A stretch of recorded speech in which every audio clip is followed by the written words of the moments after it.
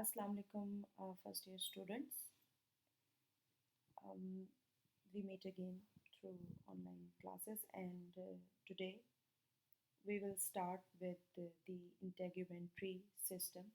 And in the later half, I will tell you that how your skin plays a role in the regulation of body temperature.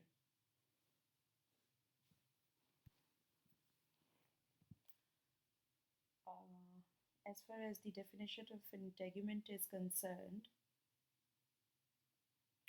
skin and its associated appendages, they form a body covering, and this covering is called integument. Now, what is an appendage? Uh, an appendage is traditionally defined as a structure that protrudes from body, and dermatologists they use the term to indicate any specialized skin structure that originate in dermis or hypodermis and then protrude through epidermis to the skin surface. Now I will move on to salient features of skin. As you all know that skin is the largest organ of body, and it accounts for around 15 to 20% of total body mass. Then skin consists mainly of two layers, epidermis and dermis. But there is a subcutaneous layer also, which is called hypodermis. Combined epidermal and dermal thickness that varies from half a millimeter to around 5 millimeters, and this thickness that depend on the location of the skin. This measurement it doesn't include hypodermis, although this is considered a part of skin.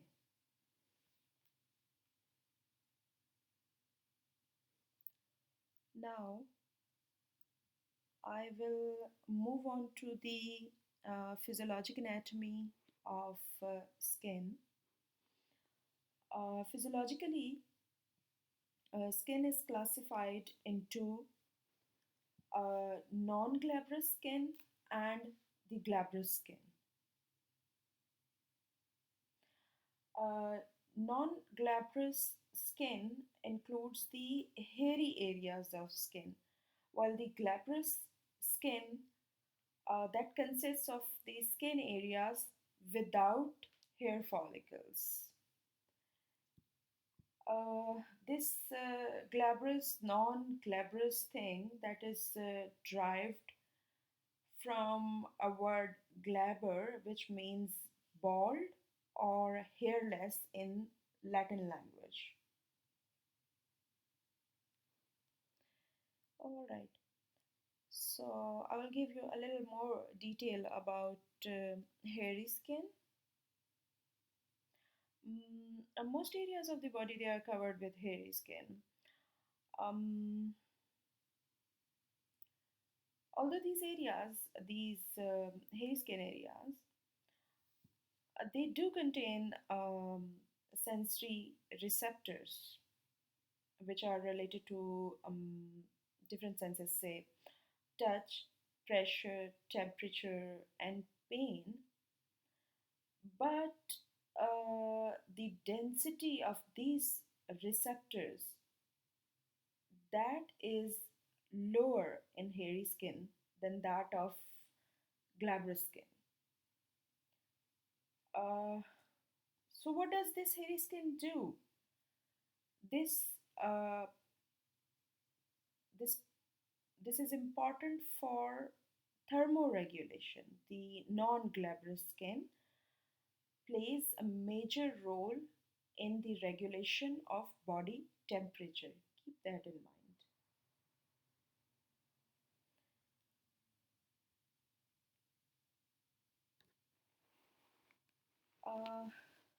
The glabrous skin is smooth and hairless. And examples of glabrous skin include lips, soles of feet, palms of hands, and fingertips. Uh, it's a common sense thing that palms and soles, they are contact points for grasping and locomotion. So here they would interfere with these motor functions, and they would decrease the ability to discern the texture and the temperature of surfaces.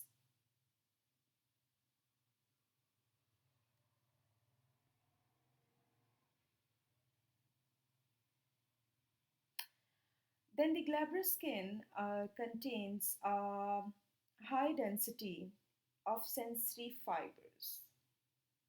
For what purpose? To aid detection, and it also contains thick structural adaptations. And what are those for? That is to help protect against abrasions. Glabrous skin, it does not play a large role in thermoregulation, but skin blood flow does both increase and decrease, as well as it become the glabrous skin, it become erythemic due to the elevated estrogen levels in pregnancy, or in case of chronic alcoholic liver diseases. But keep in mind that the glabrous skin is not very important in the thermal regulation. Now we will move on to a little detail of the layers of skin, which are epidermis, dermis, and hypodermis.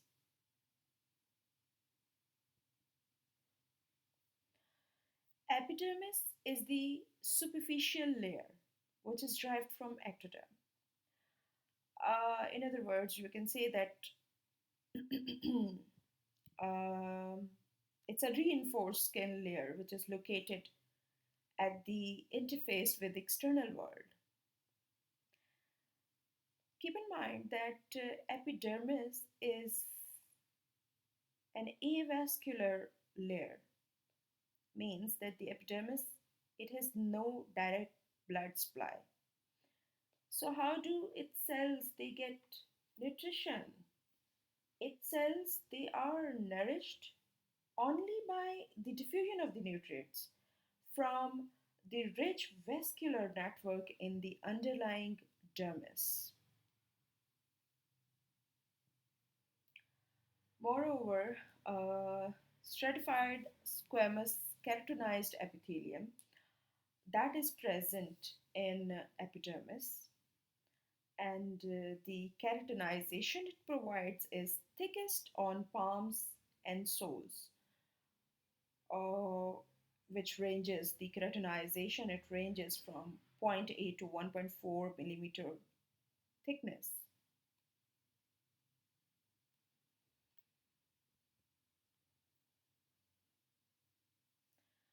The epidermis consists of numerous layers of epithelial cells. On average, the epidermis it replaces itself about every 2.5 months. The inner epidermal layers they are composed of cube-shaped cells which are living and they are rapidly dividing, whereas the cells in the outer layers they are dead and flattened. The newly forming cells in inner layers they constantly push the older cells closer to the surface, farther and farther from their nutrient supply. So this thing, coupled with the fact that the outer layers they are continuously subjected to pressure and wear and tear, it causes the older cells to die and finally they become flattened.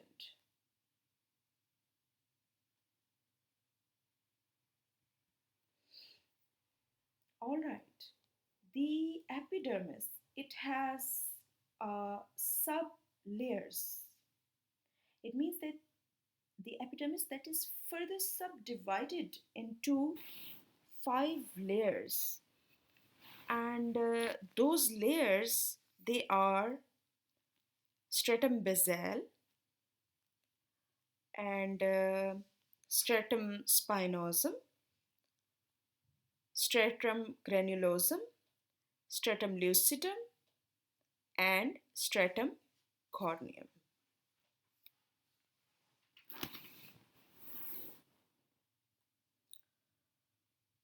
We will look into some important facts about these sublayers. So, stratum germinativum, this is also called a basal layer, and it consists of columnar epithelium, which give rise to all the cells of epidermis. And these cells, they are finally keratinized and shed. The next layer is stratum spinosum. And this is also called Malpighian or the prickle cell layer, and it contains polyhedral cells. This layer is more pronounced in areas where skin is thick. Then there is stratum granulosum. This layer is 2 to 4 layers of granular cells with prominent granules, and these granules, they contain keratohyaline substance. Moving on to the next layer, that is stratum lucidum, and it is present in thick skin layers of palms and soles. And keep in mind that it is not always visible. This layer is composed of a chemical elidin, which is basically is modified keratohyaline.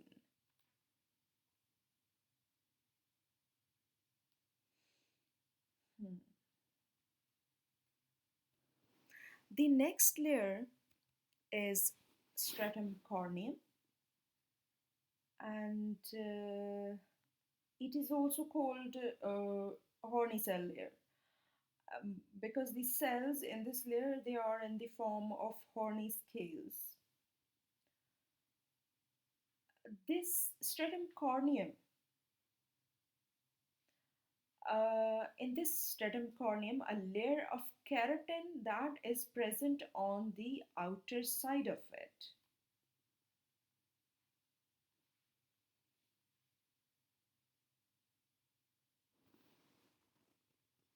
All right.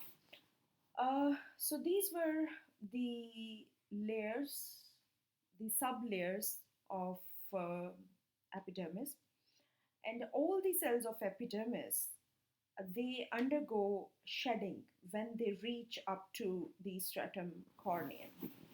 And keep in mind that out of these sublayers, the first 2 layers, they are called zona germinativum, while the last 3 layers, they form a zone which is called zona corneum. Right.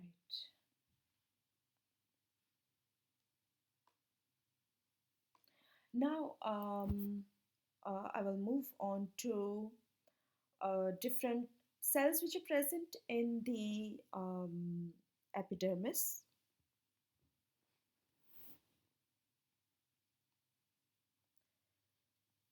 So, the cell types which are resident of epidermis are keratinocytes, melanocytes, Langerhan cells, Merkel cells, Granstein cells, and some T lymphocytes, which are only transient residents. And each resident cell type, it forms a specialized function. So I will give you a little detail of each cell type. Keratinocytes are the most abundant cells of epidermis, and they are specialized in keratin production, as the name implies, and they form all the basic bulk of skin. The keratinocytes, they originate from the basal layer, and then they differentiate as they progress toward the surface, and ultimately they become inert when they reach the stratum corneum. Now, what is the importance of these keratinocytes? As the keratinocytes they die, they form the outer protective keratinized layer. Other than that, they also generate hair and nails. And in addition to that, they also have immunologic importance in the T cell maturation.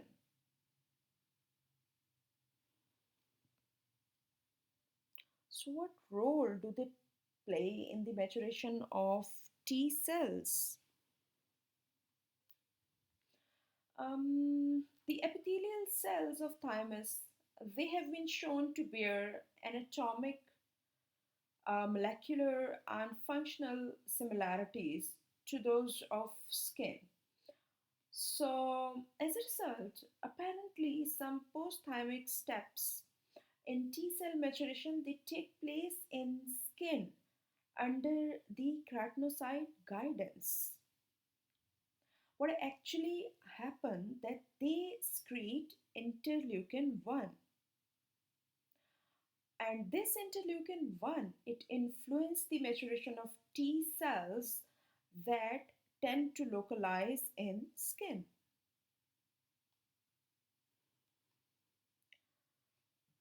Now the keratinocytes they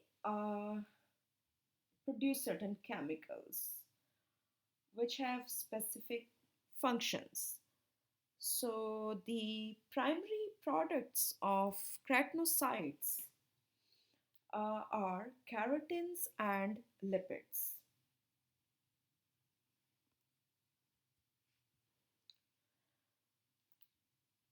What is keratin? It's a resilient fibrous protein which eventually fills the cells. It means that it keratinizes the cells. And during the process of this keratinization, nucleus and other organelles they are removed from the cell. The turnover rate of the corneocytes of stratum corneum that is around 14 days. The other product of keratinocytes that is lipids. Keratinocytes synthesize and secrete a lipid mixture that contains cholesterol, fatty acids, and ceramides. The precursors of these lipids they are deposited and stored in the laminar bodies prior to the secretion. Now, the next resident type of cells which are present in the skin and very important are the melanocytes.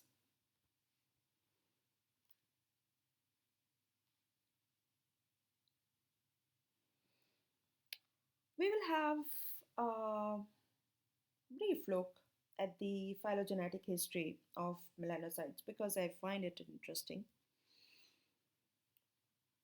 Fish, reptiles, and amphibia, they can change the color of their skin for thermoregulation, for camouflage, and for certain behavioral displays for attracting other members of their species, and they do this in part by moving black and brown granules into or out of the periphery of pigment cells, making the melanophores, right?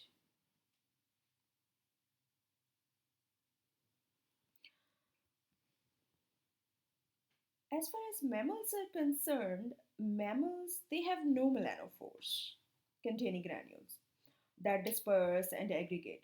But what do they have? They have the melanocytes. Melanocytes, they have multiple processes which contain again the melanin granules.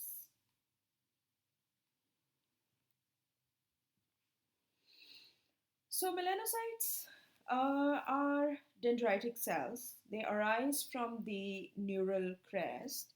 They are present in the basal layer and they are responsible for the pigment formation, which is melanin, and also they are responsible for the transfer of this pigment to the keratinized cells. Why this melanin is so important? Melanin, it's a photoprotective pigment and it is synthesized in membrane bound organelles which are called melanosomes. You can understand the importance of melanin from the fact that the melanin sheath it covers both the sperm and the egg as well, and very interesting Eve gene that is also found only in black women. All right, if we are talking about melanin, why not talk about skin color as well? The amount and the type of melanin it can vary among black, brown, yellow, and red pigments. The amount of pigment is responsible for different shades of skin color of various races. As a matter of fact, fair skinned people they have about the same number of the melanocytes as the dark skinned people. The difference in the skin color shade that depend on the amount of the melanin which is produced by each melanocyte. So this is how the skin color is determined. How the skin color is controlled, how it is regulated.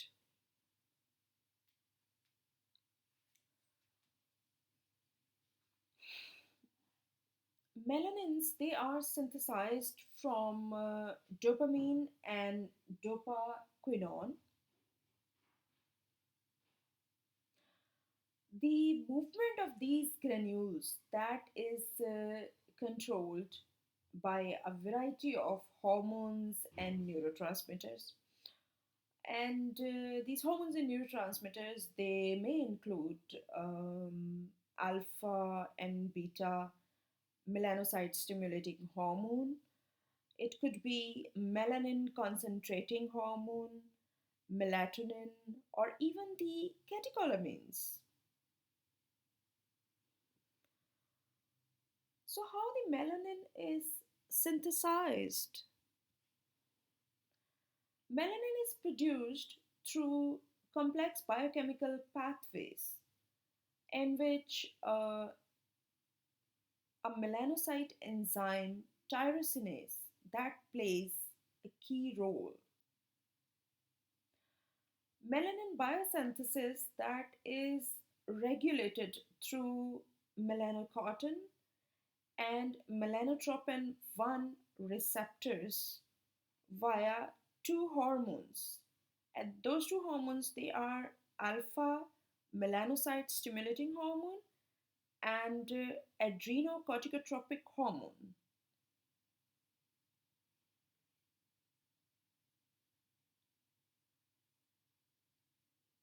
how the melanin content that is determined hereditarily. Most people, regardless of skin color, they have enough tyrosinase that if fully functional, that could result in enough melanin to make their skin very black. Um, in those people with lighter skin, there are two genetic factors which prevent the melanocyte enzyme from functioning at full capacity. And those two genetic factors, they are that much of the tyrosinase produced that is in an inactive form, and the other factor which stop it from functioning at full capacity is that various inhibitors are there which block the tyrosinase action. Those inhibitors, they are produced.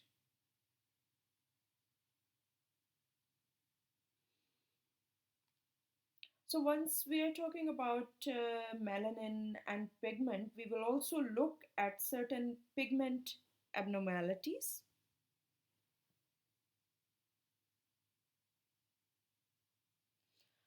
Treatment with the melanocyte stimulating hormones, it accelerates the melanin synthesis, and it causes readily detectable darkening of skin in humans even in 24 hours.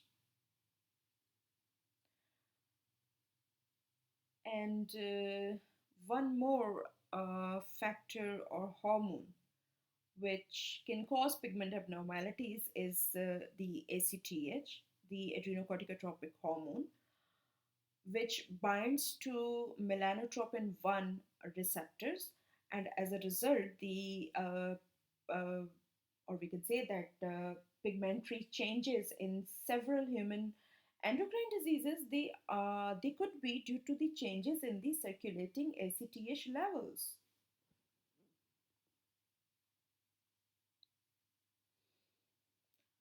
I will give you a few examples of pigment abnormalities, such as albinos,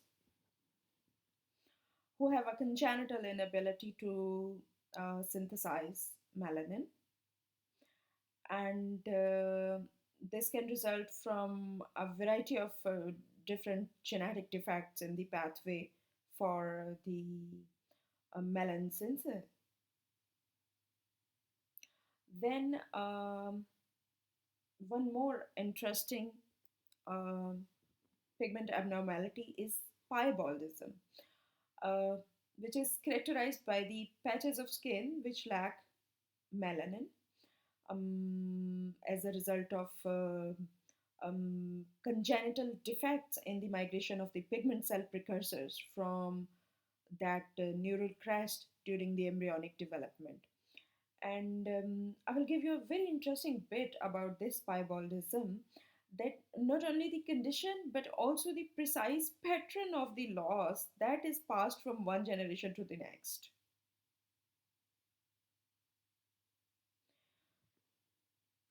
One more common condition, that is vitiligo, a condition in which the pigment that is lost from areas of skin causing whitish patches, often with no clear cause. And it occurs when the cells which produce melanin, they die or they stop functioning in certain areas. And this condition, it can affect people of any age or gender. Hmm. Now, an interesting thing, tanning. The amount of the melanin, it can be increased transiently in response to the exposure to ultraviolet light rays from the sun. The outward appearance of this additional melanin that constitutes a tan. And does this tan, it has a function? Yes, it performs the protective function of absorbing harmful ultraviolet radiations from sun.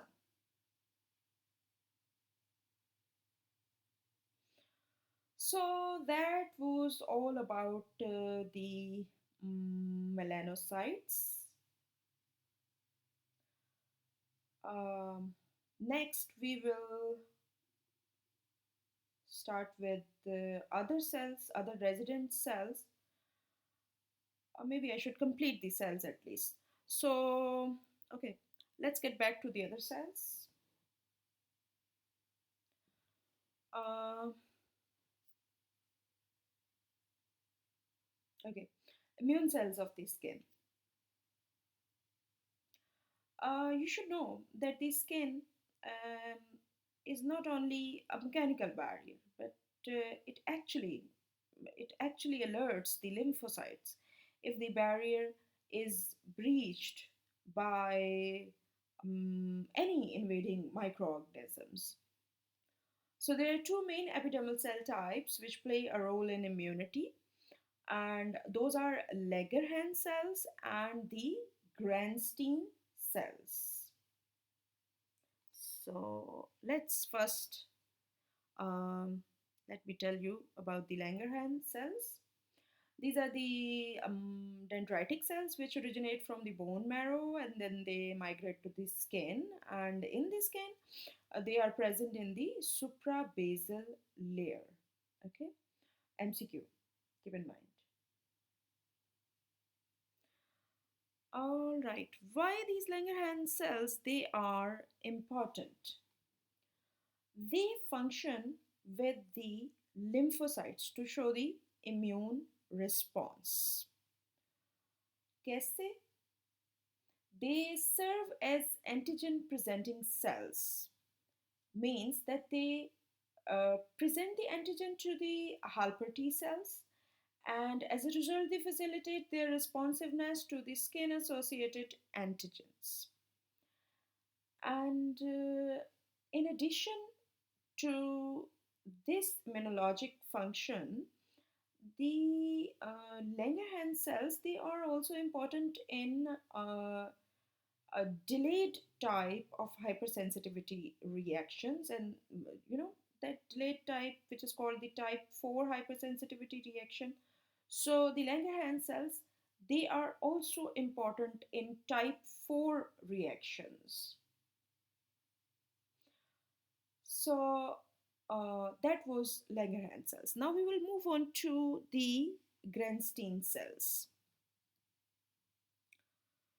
All right. So these cells, they seem to act as a brake on the skin activated immune responses. These cells, they are comparatively most recently discovered and they are least understood of the skin's immune cells. Hmm. You see that? Because the Langerhans cells, they are more susceptible to the damage by the ultraviolet radiations than the Granstein cells are. So losing Langerhans cells, that can detrimentally lead to a predominant suppressor signal rather than the normally dominant helper signal. So, as a result of this fact, the skin is left more vulnerable to the microbial invasion or even the cancer cells.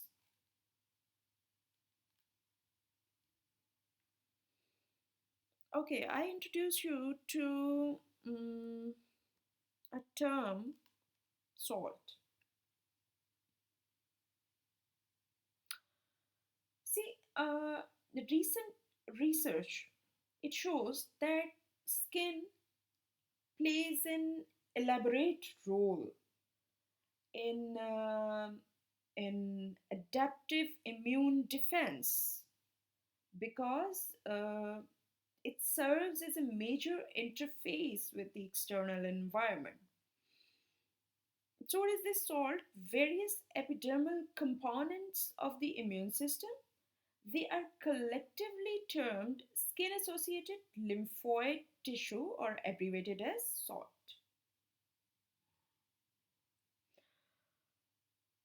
Okay, uh, right. And the only cells left are the Merkel cells. These cells they act as mechanoreceptors and they contain a neurotransmitter. Merkel cells they are most numerous on the digital part, lips, oral cavity, and hair follicles. So, guys, this was all about epidermis.